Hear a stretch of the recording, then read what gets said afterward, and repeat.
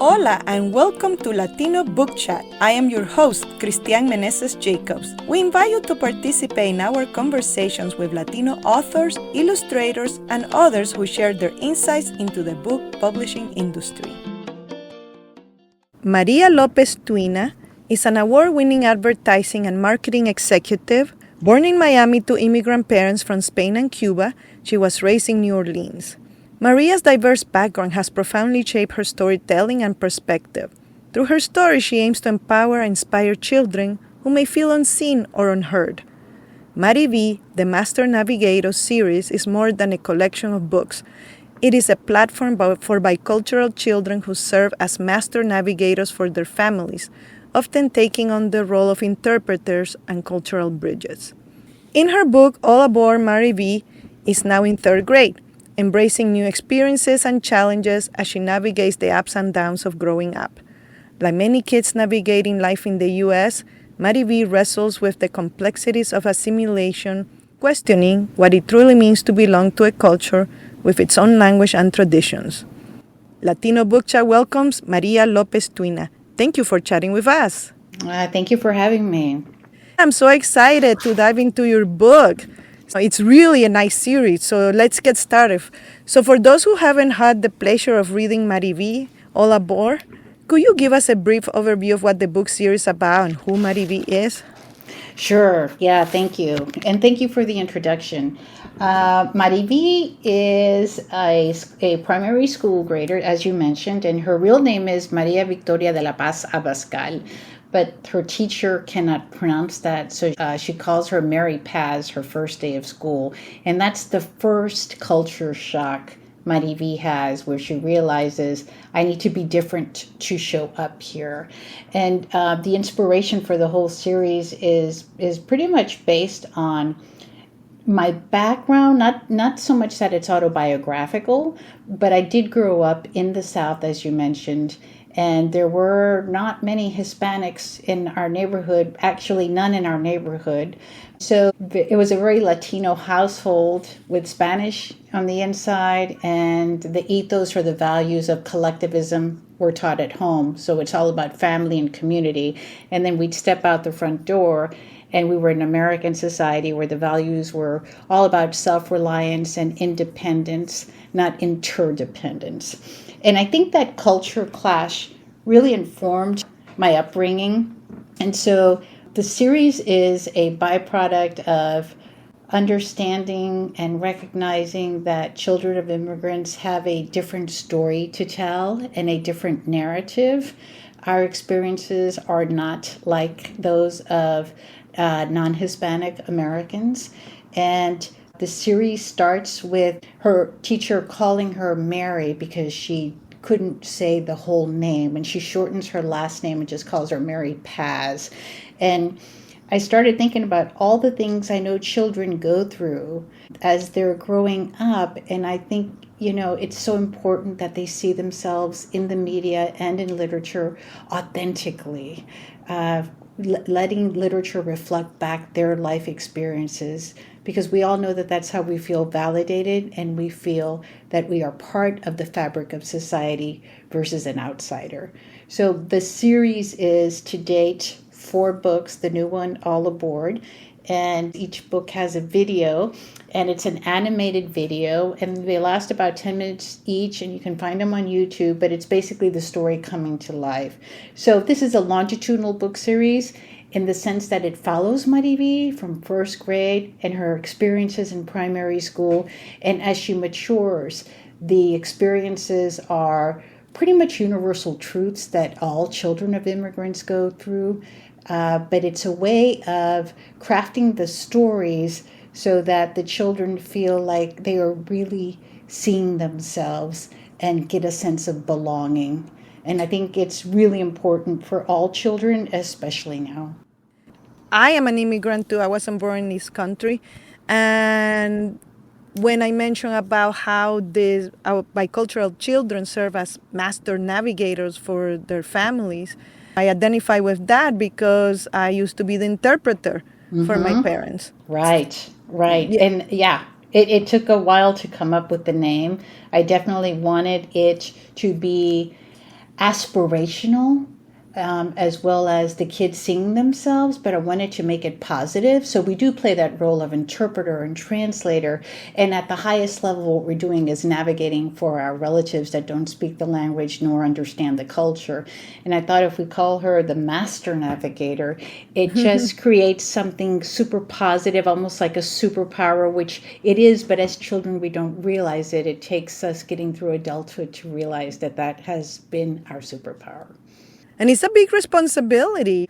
I remember feeling like this huge boulder on my shoulders, like I needed to be perfect, telling my parents exactly what the other person is saying. And it is mentally exhausting to be speaking Spanish and then translating to English and then English to Spanish, going back and forth. Yes, yes. And I've had so many discussions with children and adult children of immigrants about the trauma that can also cause because you're under a lot of stress. And there's a lot of research now that points to anxiety in adulthood and sometimes depression in adulthood because taking on the responsibility, the role of parent, which in psychology is called parentification, where children who have to take that role, whether they're latchkey kids or children of addicts or children of immigrants, where we have to play the role of parent for certain events or throughout our childhood, it creates issues down the road. So as much as we're responsible early on, we need to be responsible about our mental health as we mature. Oh, wow. That is really interesting. I should look more into that. Yeah. Yeah. Wow. So I look at the book and I thought that it beautiful tackles the themes of diversity, inclusion, and even the joy of new experiences. So I was wondering, why are these particular themes important for you to explore in your children's books? Because I think there is a significant opportunity to explore them in a way that feels very real. Diversity is critical, and all the books are available in English and in Spanish, and that was purposeful because I want non-Hispanics to also read the books because that gives them a window into what it's like to grow up as a child of immigrants, which they may or may not be aware of.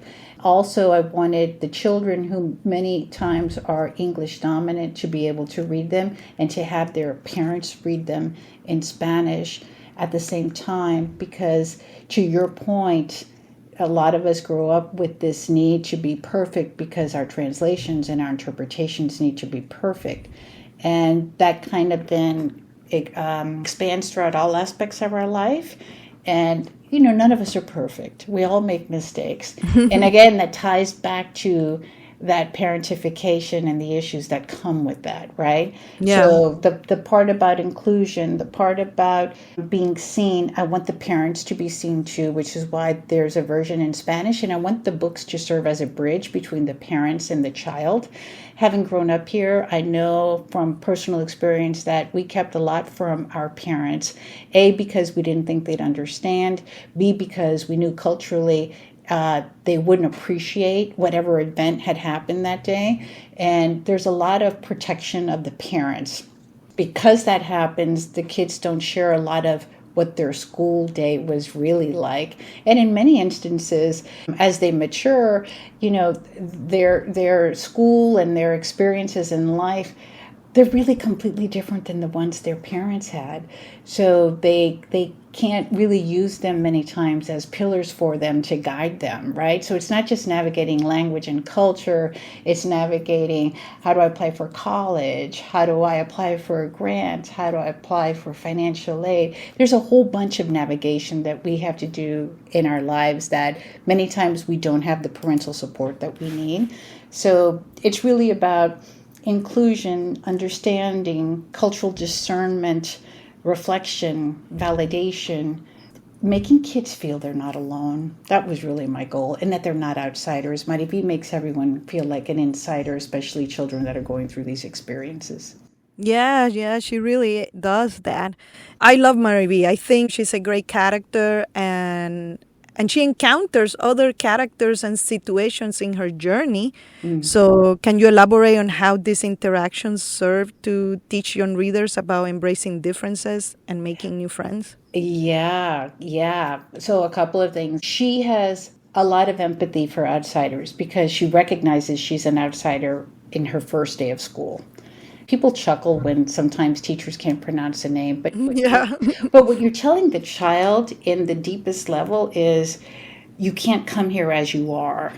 You need to become someone else to be here, to be part of our school, to be part of the greater American society. And I think that's when you start realizing, certainly she does, that she is different. Even she's also different physically, and she's different culturally and emotionally and linguistically. So I think where she makes contact with the non-Hispanics, her first American friends, who make fun of her lunch because it's a Latino lunch in the first book, she starts to realize, oh my goodness, they also look different than I do. What am I doing here? And in the first book, she actually throws away her lunch and refuses to eat it. And at first blush, you read the book and you think, well, yeah, that's what any kid would do if their friends or their peers were making fun of them during lunch, because MariVi had black beans and rice and everyone else had a ham sandwich. But if you double click on that, if you will, it's really her denying her culture, saying, I'm not going to consume this. I don't want to ingest this culture anymore. I'm really conflicted about being Latina, right? And so it becomes all the stories, all the experiences, her seeing kids that don't look like her, and then in All Aboard, running into a child for the first time, a new student who kind of looks like her, and she's shocked to find out that her mom speaks Spanish. Yeah, that was shocking to her. Yes, it's shocking to her. And she becomes like self-conscious and then Yes. worries that how her classmates are going to react. Right, because she's been in school now for a couple of years and she's feeling that maybe not assimilated, but acculturated. So she's feeling like, okay, maybe they forgot the part about me that was Spanish. Maybe they forgot the first day of school when I wet my pants in the cloakroom because I forgot to go to the bathroom. I was too embarrassed to raise my hand to go to the bathroom. And maybe the kids have forgotten that. And now this woman out of the blue reminds everyone that I speak Spanish. So there's this moment of reversal for her, which is really what she's dealing with there. Oh no, I'm taking a couple of steps back. And so MariVi ends up not sure how the relationship would proceed with this new student who's biracial, who has a white American father and a black Latina mother. How will this relationship evolve? But the empathetic part of her invites her to sit at the lunch table with her and her non-Hispanic friends, and we leave it there because we don't know how the friends are going to react. At first blush, they seem like they're not very happy about it.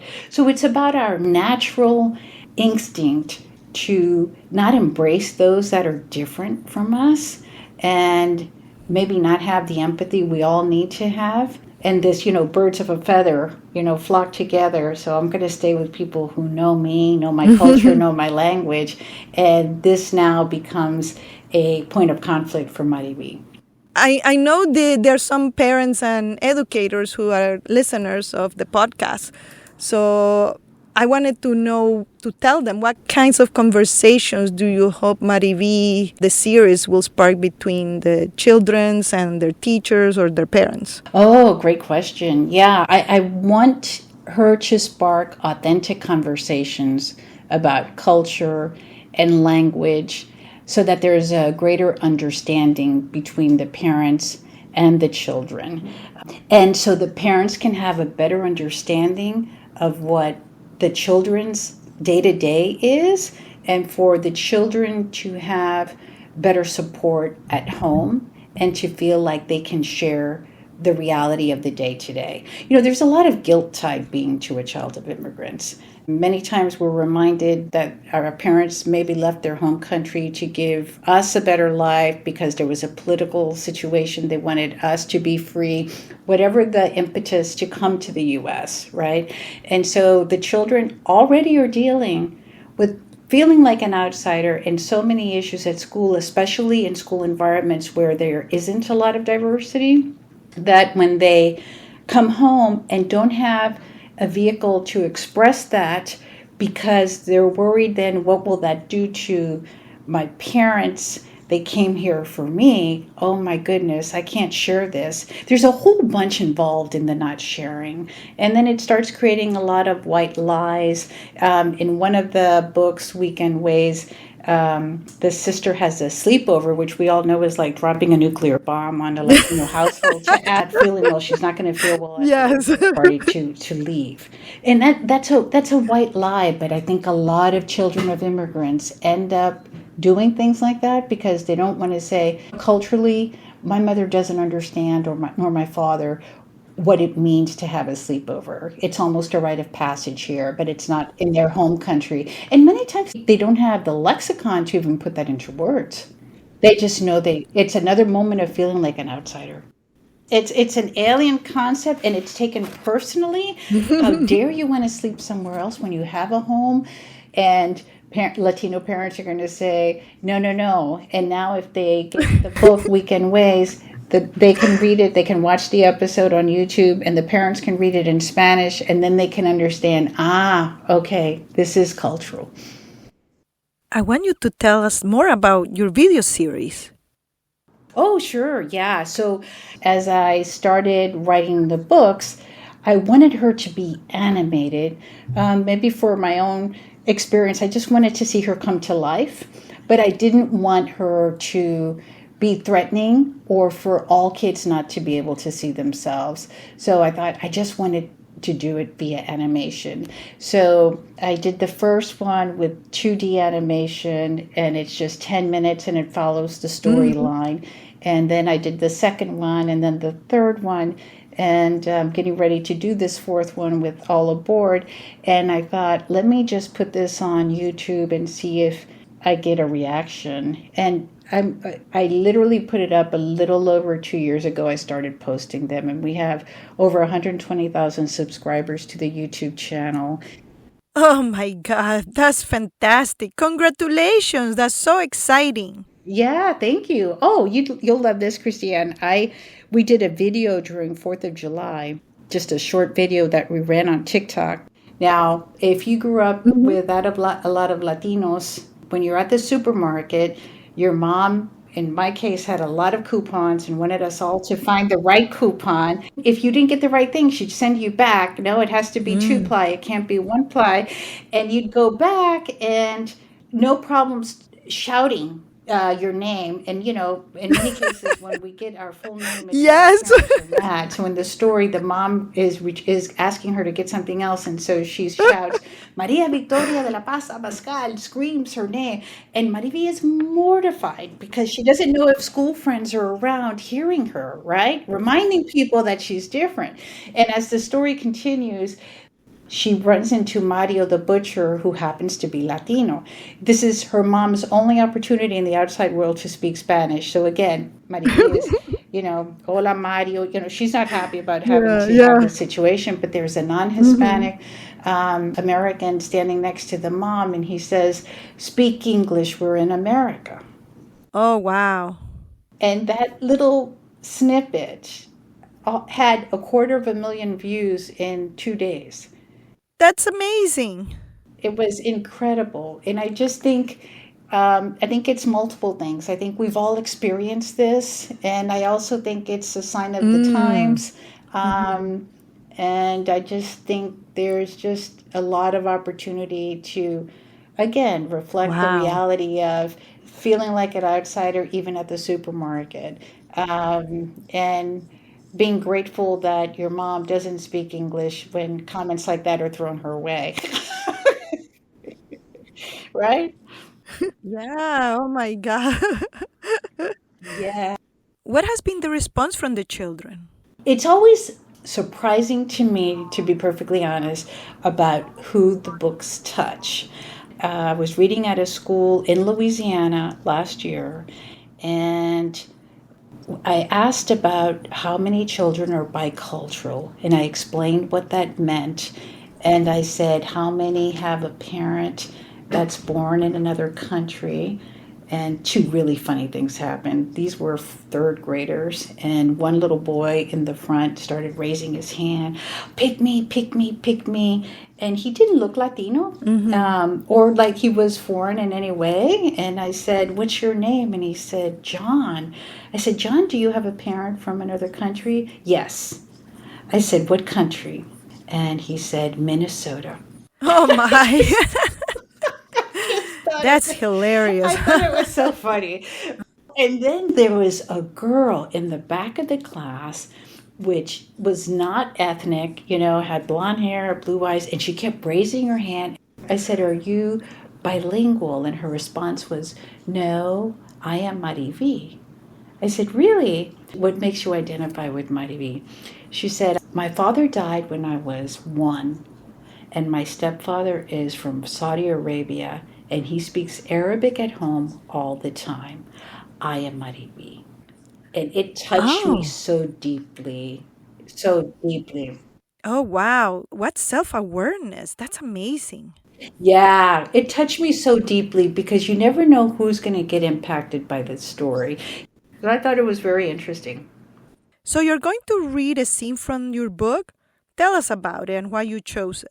Oh, sure. Yeah. So this is the last book of the series so far. It's the 4th book. It's called All Aboard.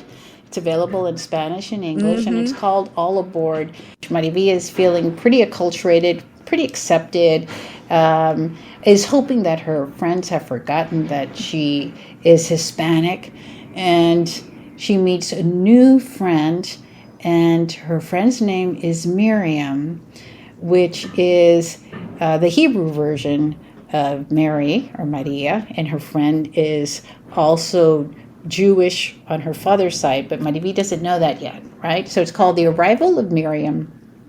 On a Friday morning, right before school started, a new girl walked into our classroom with her parents. My desk was very close to Mrs. Abear's, so I could see them when they walked in. I had gotten to school early that day and was studying words for the spelling test Mrs. Aber gave us every Friday. The girl was different than anyone I had seen in school before. Her skin was a pretty color. It was a lot like mine, but had more of a yellow color. And she had long, very thick hair all the way down her back and freckles on her face. I think her hair was even thicker than mine. It was brushed into a beautiful braid, and I wondered if her mom used hairspray when she brushed her hair that morning. She also wore pink glasses, which were small and round. Her parents were very tall. Her father had light brown hair and wore black glasses. Her mother was very dark and tall too.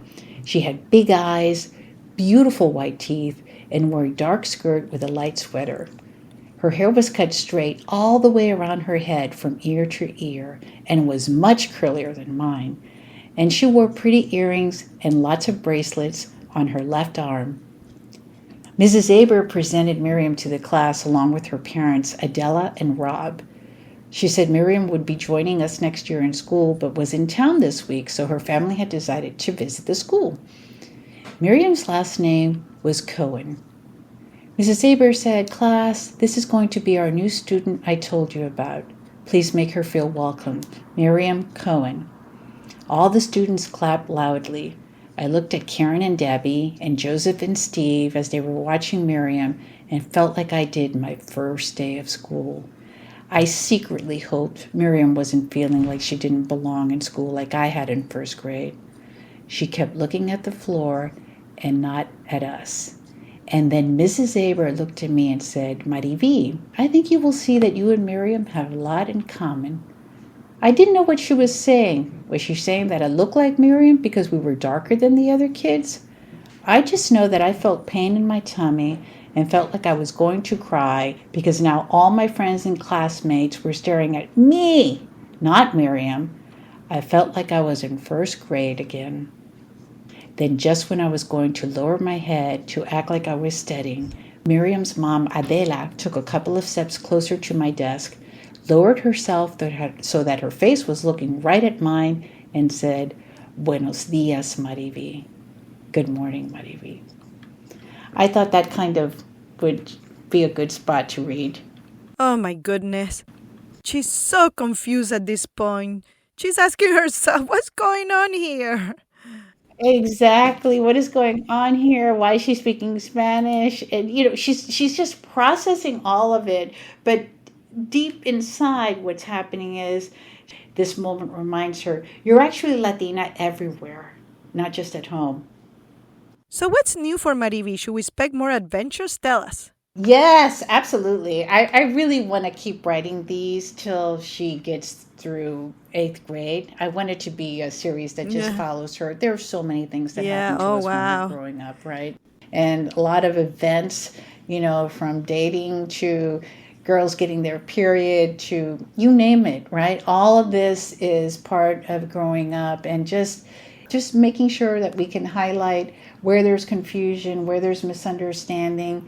Serving as a bridge for understanding is the most important for me. So I want to continue to write books and do videos and get brand sponsors and get support from the community and nationally and locally so we can continue this series, because I think it's really important. I can see it as a parent and as a teacher, how important it is to talk to children about these topics. Yeah.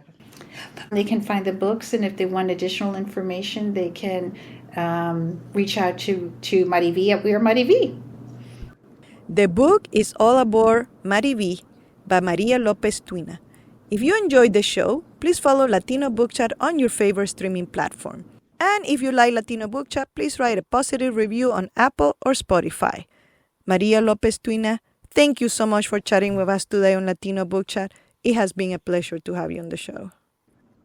Oh, yeah, thank you. No, thank you for the time. Thank you for joining us today. Visit us on Facebook, Twitter, and Instagram at latinobookchat.com. Please subscribe on your favorite platform. Wherever you're listening to us today, please give us a positive review and as many stars as possible. Sharing the show will help it grow and continue to come to you. Thank you for your support. Hasta pronto! Latino Book Chat is a production of Nicagal Media. Today's episode was hosted, produced, and edited by Christianne Meneses Jacobs.